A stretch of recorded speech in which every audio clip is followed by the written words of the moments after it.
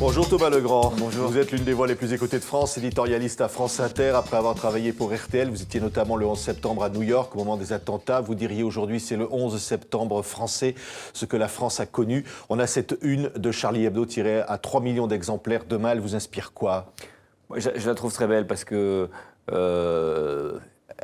Charlie n'a pas cédé, le prophète est représenté, et donc c'était le principal. Et il est représenté, comme toujours dans Charlie Hebdo, c'est-à-dire c'est pas l'islam qui est attaqué, c'est l'intégrisme. Et on le voit peiné par ce qui s'est passé. Oui. Et, On le voit avec une larme à l'œil. Une larme à l'œil. Ouais. Et puis, Et ce tout est mot pardonné. au-dessus, tout Oui. est pardonné. Et en fait, c'est toutes les religions pardonnent. Les trois religions monothéistes pardonnent. Donc, c'est pas du tout contre la foi. Comme toujours, Charlie n'est jamais contre la foi, il est contre les bigots, contre les intégristes, contre ceux qui abusent du pouvoir que leur donne la religion sur les esprits et sur l'intégrité des âmes. Oui, un visage, c'est celui de Cabu. Il aurait eu aujourd'hui 77 ans. C'était son anniversaire à Cabu. Vous l'avez bien connu. Oui, comme vous, il venait ici souvent et puis on l'a tous bien connu. Moi, je l'ai bien connu, j'ai un peu accompagné Charlie. Mais oui, c'est vraiment... Quand on imagine que des gens ont décidé très loin qu'il fallait tuer, ils sont entraînés dans un désert au maniement de la Kalachnikov pour venir tuer Cabu, cette espèce de grand gamin, ils se sont totalement gourés humainement d'abord, mais en touchant Cabu, en touchant Charlie Hebdo, ils ont touché un petit nerf de la France, un petit nerf... on est tous un petit peu libertaires en France. C'est pas par hasard si notre chanteur phare, c'est Brassens, si le premier poète qu'on apprend à l'école, c'est Prévert. Hein. Nous, on n'a pas Shakespeare, on a Molière qui se moque des puissants. Donc, on a ce petit truc, à droite, à gauche, les anards de droite, les anards de gauche. On a ces tapis en nous.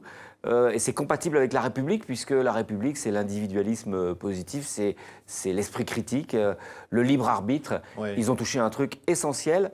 Ils se sont gourés, ils ont perdu, la France l'a montré. 4 juifs victimes dans cette épicerie cachère sont enterrés aujourd'hui à Jérusalem. Et puis il y a les obsèques de Ahmed Merabetz, jeune Français, donc policier tué par les terroristes au moment de l'assaut contre Charlie Hebdo. J'allais dire, c'est la France entière qui reste debout aujourd'hui, Thomas Legrand. Oui, moi, un des slogans que j'ai préféré pendant cette manifestation, c'est « même pas peur ». Ce mot un peu enfantin, un peu bravache, et en même temps un peu churchillien aussi. Et j'aime bien cette France-là qui donne un grand coup dans la tronche de tous les déclinistes, de tous ceux qui disent que la France était finie, que cet esprit était fini, ou qui parlaient de soumission. Oui. On n'est pas soumis. C'est-à-dire pas de soumission. Vous qui êtes éditorialiste, on n'est pas soumis. vous pensez, vous vous dites à certains moments, attention à ce que je peux dire à la radio. Bien sûr, moi je m'adresse à... Je travaille pour la radio publique, je m'adresse à tout le monde, j'essaye de faire passer des choses, j'essaye de réfléchir en me disant comment je peux aider à réfléchir. Et donc je lis des choses, je me nourris pour essayer de permettre de lire le débat public de façon plus intelligente. Pas spécialement de donner un avis, mais un point de vue au sens original du terme. C'est un point, un endroit particulier d'où on regarde les choses pour donner un autre relief. Et voilà, ce sont les choses de l'esprit. La France, ce sont des idées. Être français, ça n'a aucun rapport avec la religion, aucun rapport avec le sang, aucun rapport avec une ethnie. C'est des idées, c'est... un corpus commun assez large. On peut être de droite, de gauche, conservateur, progressiste, mais on croit en l'homme et en l'individu. Il n'y a pas de communauté. Donc quand vous parlez des juifs et des musulmans qui vont être enterrés aujourd'hui, ce sont des Français, et des Français avant tout. Et je trouve que Manuel Valls a eu raison de dire, un peu en écho à ce que disait Benjamin Netanyahou en venant en France, la France, elle ne serait pas la France sans ses juifs. Oui. Et la France, elle ne serait pas la France sans ses musulmans. C'est vrai. Et aujourd'hui, la France, elle est une. Elle est unie. On parle de mesures de sécurité. On va perdre une certaine part de liberté. J'espère que non, parce que c'est pas en rognant trop sur les libertés, ou même en rognant du tout sur les libertés, qu'on a plus de sécurité. Il faut adapter, il ne faut pas être naïf non plus. Il faut adapter la surveillance des réseaux. C'est vrai qu'on a mis 200 ans à mettre sur pied, en France ou dans tous les pays démocratiques, cette doctrine de la responsabilité collective et de la liberté individuelle. La liberté d'expression, tout simplement. Liberté d'expression. C'est vrai que Descartes, Hegel, Camus, ils connaissaient pas Internet, ils connaissaient pas les nouveaux modes de communication. Il faut arriver à réguler, arriver à surveiller, sans empiéter sur la liberté. C'est un travail assez difficile. Pour l'instant, je trouve que l'esprit, le fameux esprit du 11 janvier perdure. Ça va venir bientôt, hein, mais on ne déborde pas trop dans soit l'angélisme total, soit la demande d'une sorte de Patriot Act à la française. C'est-à-dire pas de Guantanamo, non. Pas de prison spéciale, non. Pas de soldats non. dans les rues en permanence. Non, pas de prison spéciale, mais des cellules individuelles pour les djihadistes, effectivement, pour pas qu'il y ait de... Non, pas de... Ne rien céder sur les libertés et sans être naïf et être quand même précis et professionnel dans la surveillance. Oui. C'est une ligne de crête très compliquée à suivre.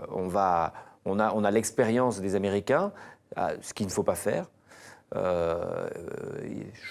Pour l'instant, c'est bien parti. Oui. C'est pas sûr que ça veut dire aussi que les politiques sont interpellés par cette grande manifestation, ce moment historique. On doit faire la politique autrement. Vous aviez publié un livre, Arrêtons d'élire des présidents, publié chez Stock. Vous disiez la présidentialisation, la personnalisation du pouvoir, cette espèce de France basée sur l'affrontement, tout ça doit cesser. Aujourd'hui, l'actualité nous le dit encore plus. Oui, elle nous le dit encore plus. Et je ne prône pas un consensus obligatoire. Je ne prône pas... moi, ce que je prône, c'est que la France... arrête d'être tout le temps en conflit et d'essayer de réformer par l'affrontement. Nous, on a une culture révolutionnaire, donc pour réformer, on s'affronte. Et on n'a pas la culture du compromis, comme il peut y avoir en Allemagne ou dans d'autres pays plus parlementaristes. Et le propos de mon livre, c'est ça, c'est d'essayer, parce que la présidentielle au suffrage universel direct... C'est une grande illusion collective. C'est une grande illusion. Les Français, ils sont très attachés, ils votent beaucoup à ce moment-là, ils ont l'impression de participer à un grand débat, mais en fait il renforce la bipolarité, le côté binaire, qui n'est plus adapté, ouais. à mon avis. Plus de démocratie, c'est ça que vous dites, Thomas Legrand, une démocratie plus horizontale, moins verticale. Le monde est ouvert, la mondialisation, c'est des opportunités. Et je pense que les démocraties parlementaires, où on recherche plus le consensus, sont plus efficaces. Nous, on a des hommes politiques qui ne viennent pas en disant « voilà, j'ai une idée et je vais la confronter aux autres ». On a des hommes politiques qui viennent avec cette vieille manie bonapartiste en disant « je suis la solution ». Je n'ai pas la solution, je suis la solution. Et ça, c'est un petit peu réducteur et c'est, à mon avis, une plaie de la politique française. Merci Thomas Legrand, éditorialiste à France Inter, notamment d'avoir été notre invité aujourd'hui.